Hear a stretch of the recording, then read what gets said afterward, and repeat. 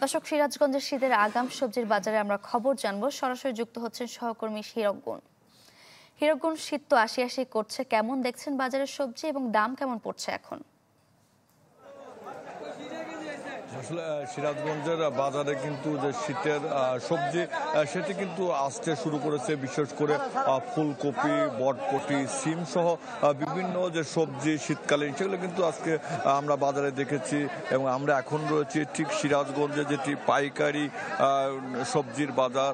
আজকে কিন্তু যেটি দেখেছি যে অন্য অন্য দিনের তুলনায় কিন্তু আজকে সিরাজগঞ্জের বাজারে কিন্তু সবজির সরবরাহ রয়েছে। বিশেষ করে শীতকালীন যে সবজিগুলো রয়েছে, বিশেষ করে ফুলকপি, সেখানে বটবটি, সিম সহ বিভিন্ন সবজির কিন্তু আজকে সরবরাহ রয়েছে।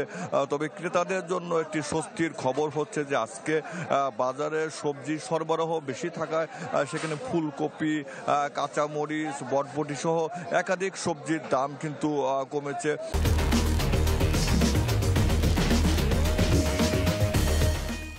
গত দুদিন আগে যে ফুলকপি 110 থেকে 120 টাকা কেজিতে বিক্রি হতো, সেটি কিন্তু আজকে 100 টাকা কেজিতে বিক্রি হচ্ছে।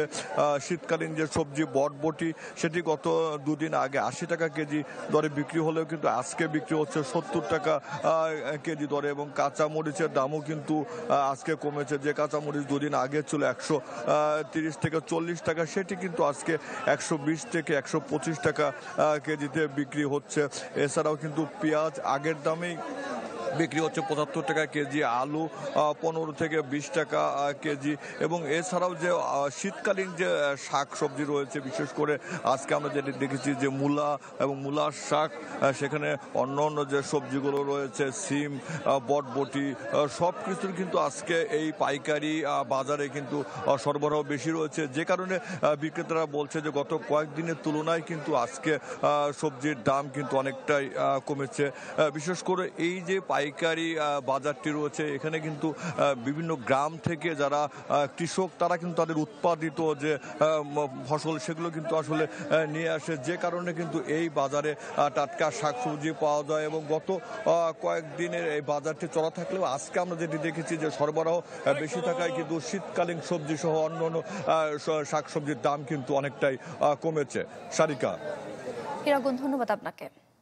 দর্শক, সিরাজগঞ্জ থেকে শীতের আগাম সবজি বাজারের খবর জানছিলাম।